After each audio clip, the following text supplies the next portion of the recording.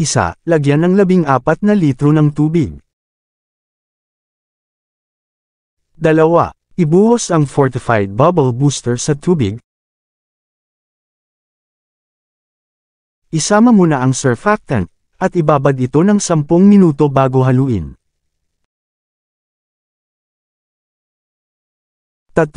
Ibuhos ang degreasing agent, pigment powder, scented chelating agent with antibac, at siguraduhing haluin ng mabuti.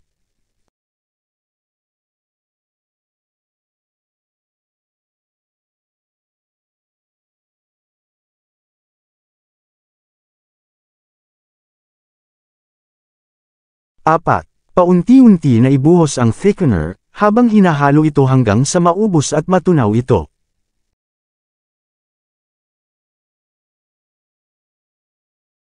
5. Pagsiguradong tunaw na ang thickener, takpan at ipahinga ng 24 hours ang mixture.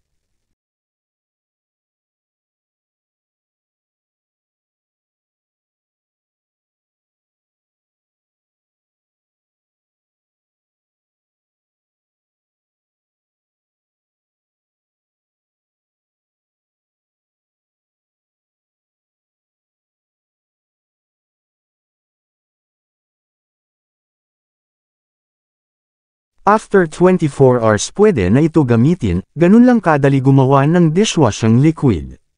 Kaya ano pang inaantay mo? Check out mo na, nandyan sa yellow basket mabibili. Abot kaya ng bulsa ang presyo nito. Syempre, kung nagustuhan mo ang video na ito, huwag mong kalimutan mag-follow at i-share mo na rin ang video na ito. Maraming salamat po.